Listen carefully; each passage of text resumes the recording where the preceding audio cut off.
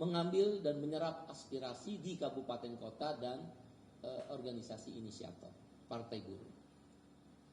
Nah, dalam masa pencermatan, Exco kabupaten kota mencermati, bisa saja memberikan masukan baru, bisa saja memberikan pandangan untuk mengeliminasi, bisa saja tetap dengan nama-nama yang sudah diputuskan di Rakernas Februari 2023. Nah, di masa pencermatan ini ada dua penilaian yang dilakukan. Jadi Partai Buruh itu bukan partai dinasti, bukan partainya presiden partai, nggak ada. Ada dua yang melakukan penilaian di masa pencermatan Februari sampai dengan 10 September 2023. Siapa yang melakukan penilaian pencermatan? Dua lembaga. Satu yang namanya organisasi pendiri. Di organisasi pendiri ini ada 11 organisasi. Serikat Buruh, Serikat Petani, Serikat Nelayan, Jala PRT, UPC dan sebagainya. Ini anggota langsung mereka, misal katakan FSPMI, anggotanya ada 350.000. Bisa saja dia memberikan masukan ke FSPMI-nya. Misal ORI, bisa saja anggota ORI, KPBI, KSBSI dan seterusnya. Itu yang memberi penilaian selama masa pencermatan Februari sampai September 2023. Lembaga atau organ kedua yang melakukan penilaian terhadap masa pencermatan adalah struktur. Nah, struktur itu ada Exco Pusat, Exco Provinsi Partai Buruh, Exco Kabupaten Kota Partai Buruh, dan bahkan Exco Kecamatan, sayap partai, dan beberapa struktur yang independen lainnya. Jadi ada dua organ. Satu sekali lagi organisasi pendiri, ada 11 organisasi. Yang kedua struktur. Dari mulai pusat, provinsi, dan kabupaten kota, bahkan kecamatan. Terjadi perubahan-perubahan. Maka kemarin tanggal 11 September 2023 terjadi perubahan terhadap capres dan cawapres yang didukung oleh Partai Buruh. Terhadap capres, keputusan rapat presidium kemarin 11 September 2023, satu, dari masa pencermatan nama Anies Baswedan dieliminasi oleh rapat presidium berdasarkan tadi ya, organ struktur partai dan organ pendiri partai. Kalau organ struktur lebih kepada pengurusan, dan anggota KTA, sedangkan organ pendiri partai itu lebih pada anggota Serikat Buruh, Serikat Petani. Keputusannya 11 September 2023 kemarin mengeliminasi nama Anies Baswedan sebagai calon presiden 2023. Ada dua alasan yang disampaikan oleh para penilai dalam pencermatan itu. Satu, sikap tim sukses Anies Baswedan yaitu Sudirman Said yang mengobok-obok KSPI dan SPN. Nah, itu prinsip benar di partai itu disiplin ya.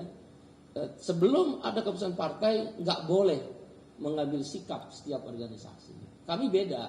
Kalau kawan-kawan kemarin ada mendengar satu serikat buruh menyampaikan dukungan kepada Pak Anies misal, percaya sama saya itu nggak binding ke bawah, elit. Itu elit. Karena saya tahu benar semua organisasi serikat buruh itu apolitik dalam ADART-nya. Jadi dalam konstitusi serikat buruh itu mereka apolitik, tidak berpolitik. Kecuali FSPMI dan KSPI. Hanya dua serikat itu yang secara tegas dalam ADART-nya mendirikan partai politik. Jadi di luar itu percaya sama saya, elit nggak akan binding ke bawah. Jadi ya pepesan kosong, Anda petik ya, tapi kita hormati. Begitu pula ketika Sudirman Said mengobok-obok SPN. SPN itu anggota KSPI, itu elit. Saya ambil contoh ya, seluruh yang punya anggota itu adalah serikat pekerja di tingkat perusahaan. Itu yang punya anggota. Misal kayak kemarin memutuskan di elit, apakah sampai ke anggota? Tidak, percaya. Karena apa? Pengurus cabang dan pengurus PUK, sebutnya tingkat perusahaan itu PUK atau PSP, itu adalah calegnya Partai Buruh. Jadi gak mungkin dia akan mengikuti elit serikat buruh yang dalam ADART-nya apolitik. Tidak boleh berpolitik, maksudnya apolitik tidak boleh berpolitik. Jadi nggak mungkin. Ya, kalau kemudian mereka memutuskan itu haknya. Tapi Partai Buruh tetap tenang dan tetap yakin dengan keputusan, karena pimpinan cabang serikat-serikat buruh yang sudah memutuskan elitnya dan pimpinan serikat pekerja di tingkat basis atau disebut PSP atau PUK di tingkat pabrik itu calegnya Partai Buruh dan pengurusnya Partai Buruh. Jadi tidak mungkin. Nah, oleh karena itu sikap Sudirman Said yang mengobok-ngobok KSPI rupanya mempengaruhi negatif di internal KSPI dan FSPMI sebagai salah satu unsur pendiri Partai Buruh, sehingga tereliminasi, ditarik dukungannya. Jadi Anies Baswedan tidak mungkin dipilih oleh Partai Buruh, ya tidak mungkin, karena Partai Buruh itu kalau memutuskan harus ditanya ke bawah, bukan ditanya ke elit. Karena partai ini bukan partai dinasti, partai daulat tuan, daulat uang. Enggak, kita mencoba itu. Ada 11 organisasi pendiri yang kami sebut presidium, enggak sembarangan. Itu pun ada 2 organ. Organ pendiri, ya serikat-serikat buruh, serikat petani, binding ke bawah. Ada organ struktur. Jadi rumit, di Partai Buruh itu rumit memutuskan mekanisme. Tapi ketika keputusan diambil, oh nggak bisa digoyang. Ajak aja kalau kata orang Jawa tuh ajak, nggak bisa digoyang. Dan mobilisasi dengan uang yang dari iuran. Jadi kalau ada bilang bantuan Amerika itu hoax, itu mencampurkan antara fakta dan ilusi. Boleh tanya, besok ada aksi nih, tanggal 14 besar-besaran, 21, nanti setiap minggu aksi seluruh Indonesia. Boleh ditanya uangnya dari mana. Silakan kawan media langsung bertanya ke aku. Itu iuran. Ya, jadi hoax kalau ada menyampaikan dari Amerika dan lain sebagainya. Sehingga keputusan pertama, nama Anies Baswedan tereliminasi. Dengan demikian Anies Baswedan tidak akan dipilih oleh Partai Buruh. Yang kedua, keputusan presidium. Partai Buruh harus menunggu. Nah, nanti ini akan dijelaskan oleh kuasa hukum. Partai Buruh harus menunggu keputusan Mahkamah Konstitusi. Tadinya mau diputuskan kemarin siapa presidennya. Jadi kalau ada beberapa kawan yang nanya, saya belum bisa jawab karena kami menunggu dulu. Tadinya mau diputuskan siapa nih calon presidennya langsung satu. Tapi kami sadar Partai Buruh itu menginginkan adanya calon alternatif. Calon alternatif adalah cara Partai Buruh menghancurkan demokrasi terpimpin. Demokrasi terpimpin itu 3 cirinya. 1, presidensial threshold. Ya. 2, parliamentary threshold. 3, undang-undang cipta kerja. 3 itulah ciri demokrasi terpimpin. Oleh karena itu Partai Buruh berpendapat calon alternatif harus ada melalui dibatalkannya presidensial threshold 20% menjadi 0%. Maka keputusan yang kedua dalam rapat presidium kemarin memutuskan menunggu keputusan presidensial threshold. Kalau presidensial threshold dimenangkan, Partai Buruh akan mencalonkan calon alternatif. Nah, kami baru mendapat kabar 1-2 hari yang lalu dari Bang Al dan Bang Ferry bahwa MK, Mahkamah Konstitusi besok tanggal 14 September 2024 akan mengumumkan. Aneh. MK ini aneh. Gitu ya. Udah tahu menasehati dalam sidang kemarin untuk dilakukan perbaikan oleh kuasa hukum. Kuasa hukum sudah melakukan perbaikan, sudah diberikan. Ujuk-ujuk nggak ada sidang lagi, mau diambil keputusan. Ada apa dengan MK? Nah, nanti kuasa hukum Bang Ferry dan Bang Al dan tim kuasa hukum akan menjelaskan. Oleh karena itu akhirnya kami rapat presidium kemarin tanggal 11 September menunda nama yang akan kami umumkan. Karena menunggu keputusan dari Mahkamah Konstitusi dengan sebuah harapan Mahkamah Konstitusi mengabulkan gugatan Partai Buruh melalui kuasa hukumnya Bang Al dan Bang Ferry dan kawan-kawan untuk merubah presidensial threshold 20% menjadi 0%. Keputusan yang ketiga dari masa pencermatan Februari sampai September 2023 terjadi perubahan konstelasi capres dan cawapres, terutama dengan dieliminasinya Anies Baswedan. Yang alasan kedua tadi Anies Baswedan yang pertama kan mengobok-obok KSPI dan FSPMI. Alasan kedua, maaf, kawan-kawan buruh berpendapat belum jadi calon presiden aja sudah tidak amanah. Kawan seiring sejalan dari berita-berita yang kami dapat ditusuk dari belakang. Itu belum jadi presiden. Apalagi jadi presiden. Jadi melebihi petugas partai. Sepertinya karyawan partai. Kalau kawan-kawan buruh, maaf ya, saya menggunakan istilah kawan-kawan buruh dalam petik karyawan partai. Anies Baswedan ini karyawan partai. Tergantung majikan partainya atau pengusaha partainya, ini tanda petik ya, job-job yang berkembang di kawan-kawan buruh. Apalagi kalau nanti jadi presiden, janji tinggal janji, 1000 janji bisa dibuat, semanis apapun bisa dibuat. Kawan seiring sejalan kata mereka ditusuk dari belakang, apalagi rakyat. Itu dua alasan kenapa Anies Baswedan dieliminir. Satu, Sudirman Said mengobok-obok KSPI dan SPN. Yang kedua, tidak amanah, menusuk dari belakang. Itu menurut buruh. Yang lain pengagumnya mau berkata apa, kita tidak bisa bilang apa-apa. Nah yang ketiga, konstelasi berubah karena salah satu elemen si Anies, yaitu akhirnya muncul capres Partai Buruh adalah satu, Ganjar Pranowo didukung oleh 12 provinsi. Ganjar Pranowo didukung 12 provinsi. Dua, Prabowo Subianto didukung oleh 12 provinsi. Sama nih. Rupanya Pak Ganjar dan Pak Prabowo di internal Partai Buruh. Ingat ya, ada dua ya. Organ pendiri Partai Buruh dan organ struktur. Jadi di organ pendiri itu ke anggota binding. Tapi nanti kita mau tanya nih. Nanti saya jelaskan urutan-urutan tahapan.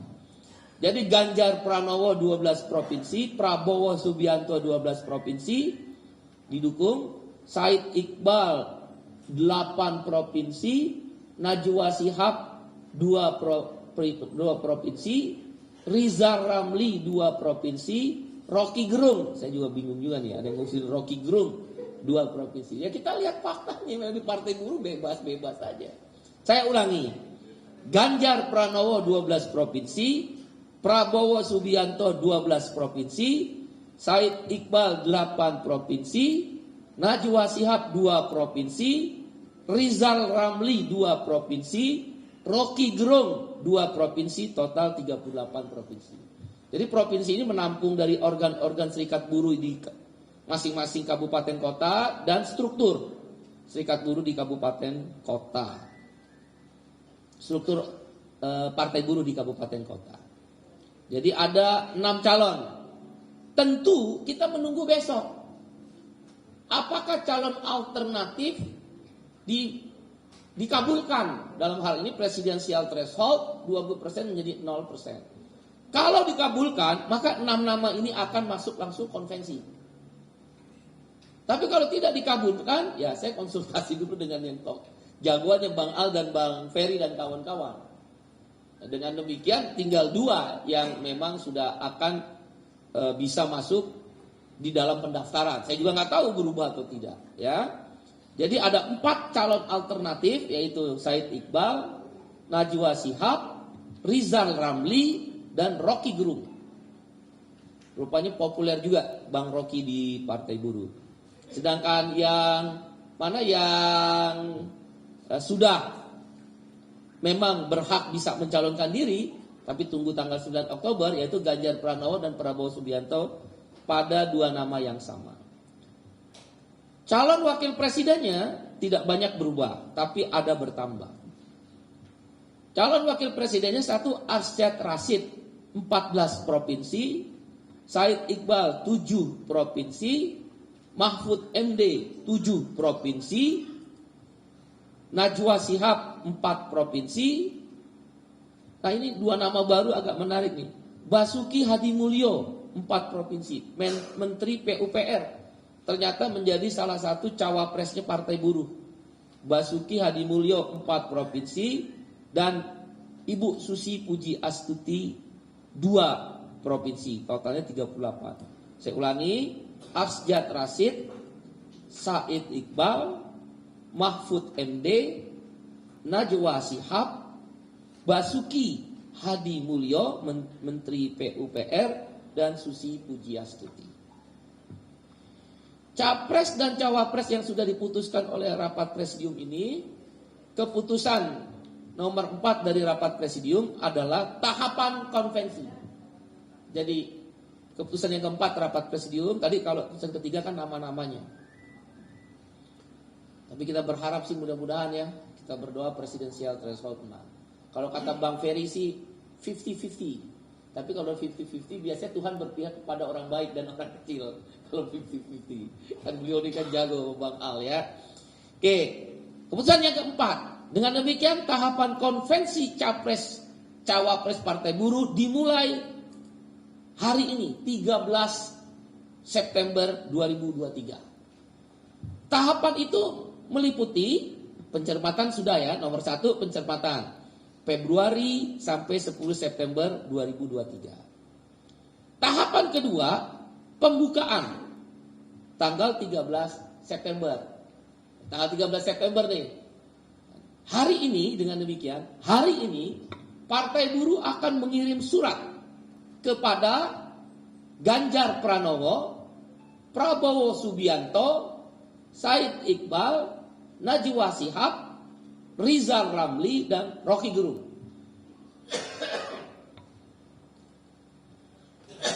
Maaf. 6 nama ini akan disurati oleh Partai Buruh hari ini. Ya mungkin dikirimnya besok. Yang kedua harus tertulis pakai hard copy ya, bukan WA. Cawapresnya akan kami kirimi surat Arsyad Rashid, Said Iqbal, Mahfud MD, Najwa Shihab, Basuki Hadi Mulyo, dan Susi Pujiastuti. Jadi pembukaan. Tahap ketiga, penjaringan dan kesediaan. Jadi setelah hari dikirim surat, kita akan melakukan penjaringan dan kesediaan. Kan belum tentu semuanya bersedia. Yaitu tanggal 13 sampai 20 September. Jadi penjaringan dan kesediaan tanggal 13 sampai 20 September. Kami nggak mau, Partai Buruh nggak mau. Kita udah putuskan, tiba-tiba orang itu nggak bersedia ngecilin Partai Buruh. Oh, tunggu dulu. Saya kasih tahu melalui kawan-kawan dengan segala hormat, Partai Buruh akan menyumbangkan suara ke capres itu 6,5 sampai 10 juta suara. Fix. Kami udah mapping. Kami nggak percaya survei itu menjadi masukan. Tidak percaya, tapi menjadi masukan. Bagaimana mungkin misal Partai Buruh ada satu lembaga survei nulis 0,1%. Katakanlah suara sah nasional sekitar 160 juta, kami udah hitung, 162 juta lebih tepatnya. 162 juta 275 ribu. Suara sah nasional dari DPT yang 204 juta lebih. Udah kami hitung, kami punya mapping total. Ya, kalau 0,1% kan 160 ribu suara. Lah anggota SPMI aja yang militan yang na'udzubillah min zalik istilahnya, bayar iuran, bahkan untuk istilah kita itu gaspol. Gaspol itu selain bayar iuran bulanan, ada bayar iuran pemenangan partai. Itu di SPMI itu gaspol. Jadi nggak mungkin kalau dia bayar iuran nggak memilih. Itu jumlahnya 350 ribu. Nah, kalau dalam ilmu statistik memang ada yang disebut respondennya kurang. Dugaan saya dari 1.200 responden, buruh yang kerja di pabrik paling mungkin ya, saya nggak begitu mendalami, 30 sampai 40 orang. Ya pastilah suaranya pasti sekecil itu. Tapi kan punya angka margin error, deviasi dari kesalahannya punya margin error 2,9. Ya kalau 2,9 tambah 0,1 setidak-tidaknya maksimal 3% Partai Buruh. Itu masih masuk akal. Jadi sekali lagi, Partai Buruh akan menyumbangkan suara untuk capres yang dipilih Partai Buruh 6,5 juta sampai 10 juta. Itu mapping kami. Dengan deviasi kesalahan 2%. Yakin banget. Karena kita kan punya anggota captive market di pabrik. Kalau kalian bisa lihat kita udah turun ke pabrik sekarang. Pulang pabrik sapa pemilih istilahnya.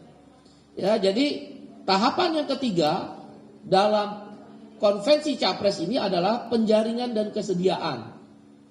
Capres Cawapres tanggal 13 sampai 20 September. Jadi bersedia atau enggak nih?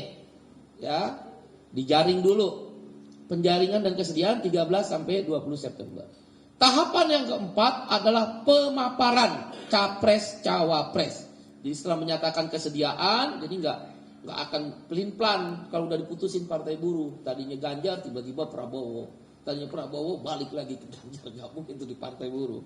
Jadi ada namanya pemaparan 20 sampai 30 September. 20 sampai 30 September pemaparan. Nah, pemaparan Capres dan Cawapres dalam rapat presidium kemarin ada berbagai model. Karena kan belum ada capresnya. Kan mereka belum didaftarkan. Bisa berubah, kan contoh Pak Anies saja berubah. Jadi tidak bisa pemaparan itu langsung debat Capres Cawapres. Akhirnya dipilih satu bentuknya ya. Bentuk pemaparan Capres Cawapres yang bersedia setelah dijaring. Tahapan keempat adalah kuliah umum.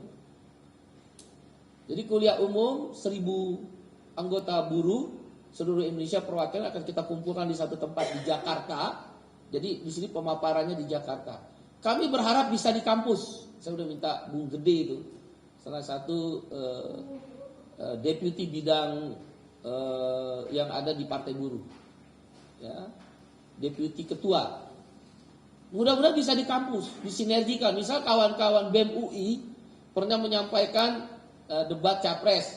Nah, kami akan lebih senang kalau bisa ikut join bersama. Seperti di Amerika. Di Amerika itu di kampus-kampus. Tapi mengundang orang luar, jangan hanya mahasiswa.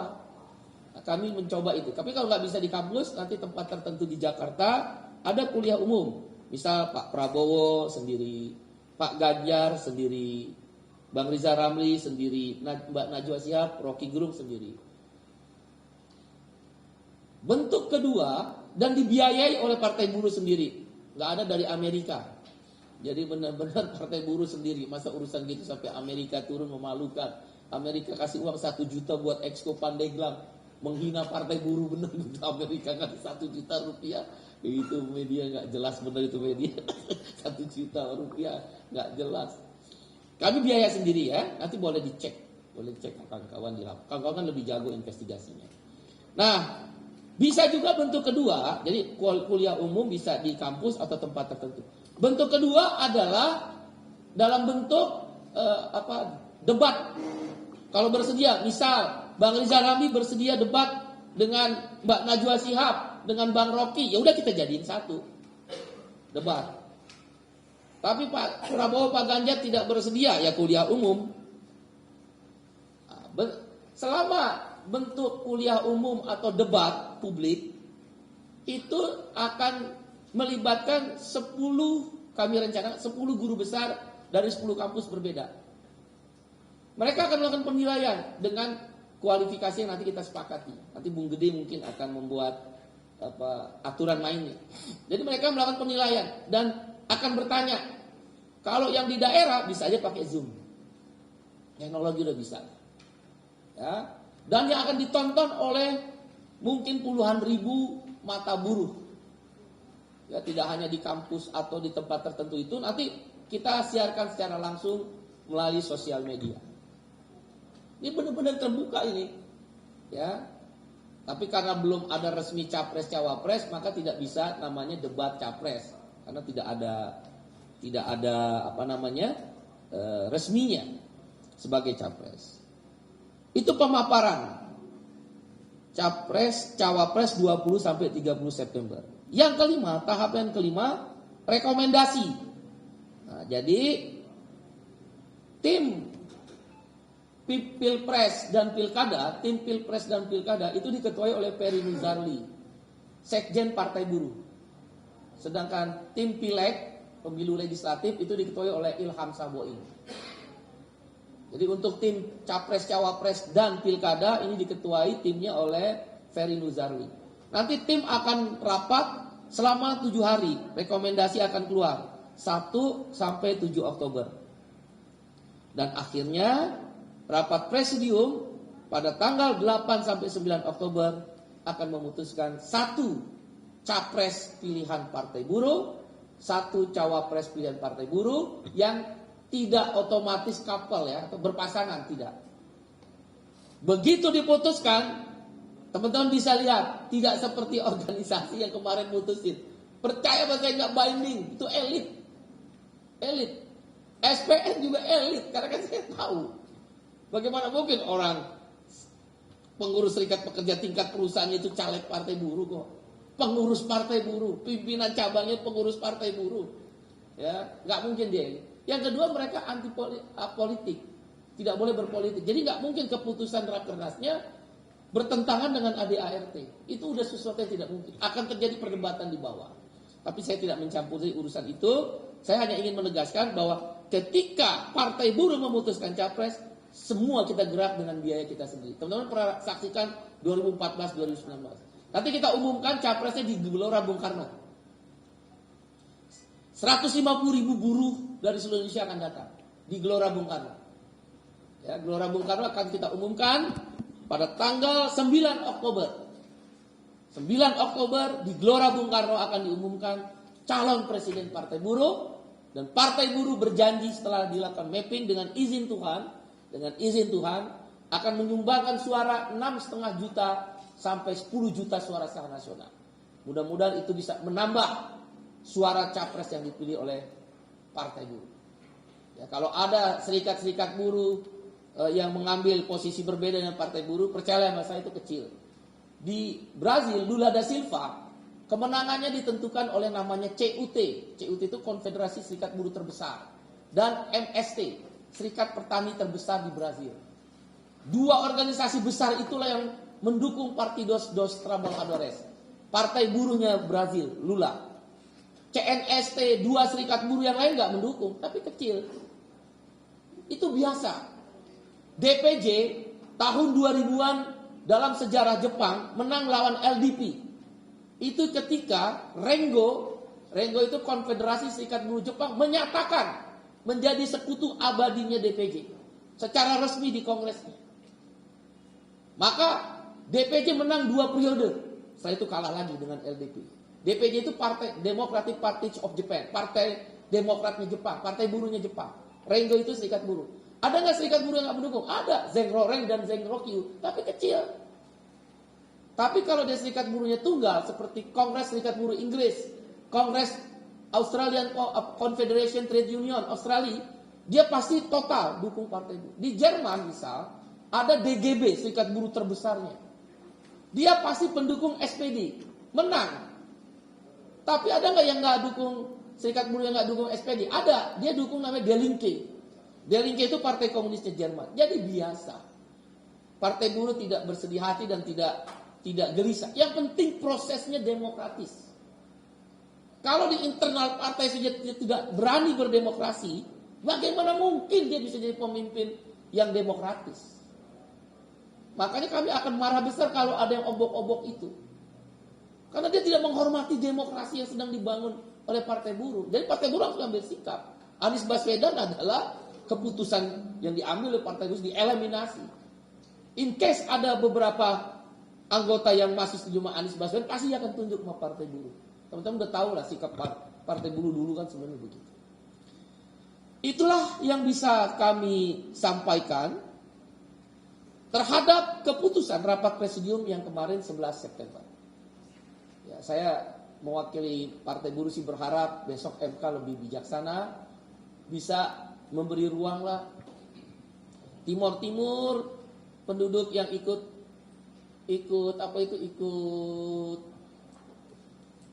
pemilunya nggak lebih dari 10 juta. Calonnya 16 orang. Macron kemarin Prancis kira-kira hampir 70 jutaan yang ikut pemilunya. Yang ikut pemilunya 10 orang. Dan kita sampaikan kepada MK kemarin, Macron aja yang kecil, partainya kecil, partai abal-abal. Macron kan mantan Menteri Keuangan dari Partai Sosialis. Partai buruh terbesar di Prancis namanya Partai Sosialis. Saya udah ketemu dengan beberapa pimpinan partai karena saya ILO governing body ya, sebelum jadi presiden Partai Buruh. Jadi udah banyak ngobrol dengan pengurus-pengurus inti Partai Buruh, Partai Sosialis, Partai Sosial Demokrat, Partai Sosialis Pekerja di Amerika Latin. Macron itu abal-abal, dia menteri keuangannya presiden Prancis dari Partai Sosialis. Dia keluar karena nggak ada presidensial threshold, menang. Begitu dia menang, kemudian pemilu legislatif, partainya jadi partai pemenang pemilu, the ruling party. Sampai 2 periode. Kan itu menjelaskan bahwa presidensial threshold, bisa saja partai baru, kemudian dia mengusulkan. Sama kayak di Chili. Beatriz Fernandez namanya kalau saya nggak salah. Beatriz Fernandez. Partai buruhnya dimotori oleh Boric, tokoh mahasiswa yang menuntut pendidikan murah. Partai buruhnya Chili memajukan Beatriz Fernandez, kayak mungkin di Partai Buruh Indonesia ini Najwa Shihab lah, seorang jurnalis cerdas perempuan, disenangi. Dia punya podcast dan acara, menang tapi nomor 2. Setelah pemilu berikutnya nggak ada presidensial threshold, nggak ada parliamentary threshold. Jadi Beatriz bisa nomor 2, bayangin. Seorang jurnalis biasa-biasa aja. Tidak menutup kemungkinan seorang Najwa Shihab atau teman-teman jurnalis yang ada kita dukung Partai Buruh bisa menang. Jadi presidensial itu biang dari demokrasi terpimpin. Macron menang. Beatriz Fernandez menang. Masa Indonesia yang jumlah pemilihnya DPT-nya 24 juta kita nggak bisa? Sebenarnya kita butuh media nih besok kencengin nih kalau bisa, biar berubah nih hakim MK. Beatriz menang, Beatriz Fernandez. Macron menang. Ayo negara mana? Prita, Thailand. Ya elah tukang main sosmed. Tukang main sosmed Prita itu nggak terkenal tukang main sosmed. Bukan orang kaya tapi kelas menengah. Dia bikin partainya menuju pada partai sosmed lah, partai anak muda. Menang dia, Prita. Cuma karena di sana sistem parlementer, bukan menang mayoritas, dia kalah dengan yang nomor 2, dikerjain. Karena anak muda menang di sini semua. Di partainya Prita Thailand. Partai Buruh sedang berikhtiar, itu dibantu oleh kuasa hukum Bang Ferry, Bang Algif, dan kawan-kawan, Bang Airlangga, dan semuanya. Ya mudah-mudahan teman-teman besok kami undang untuk hadir di Mahkamah Konstitusi. Memang besok ada aksi besar oleh KSPSI AGN, tapi dia Undang-Undang Cipta Kerja. Saya udah minta ngomongin juga dong presidensial threshold. Karena Partai Buruh besok akan juga turun, tapi karena dadakan saya nggak bisa konsolidasi. Berat konsolidasi itu. Karena buruh itu kan baru dikasih tahu kapan ya Bang? Kemarin lusa ya. 2 hari yang lalu lah Bang ya. 2 hari yang lalu. Malam lagi apa-apaan di mahkamah. Melalui kawan-kawan. Saya minta hakim Mahkamah Konstitusi untuk berlaku adil. Tidak bermaksud mengancam. Kalau besok Partai Buruh dikalahkan dalam presidensial threshold, aksi-aksi kita akan arahkan ke Mahkamah Konstitusi. Setiap minggu. Karena ini ada kenaikan upah, gampang gerakinnya.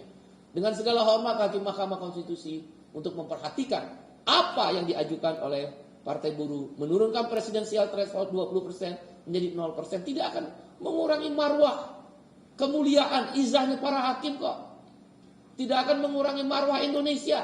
Apakah Indonesia kalau 18 partai politik ada 18 capres akan turun di mata investor? Tidak. Toh nanti putaran 2-2. Nggak ada presidensial threshold akan mengakibatkan investor tidak akan datang ke Indonesia. Bohong.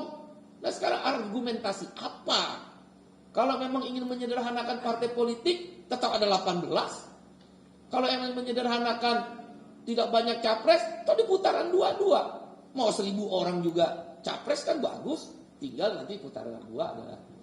Demikian, capres Partai Buruh telah diumumkan.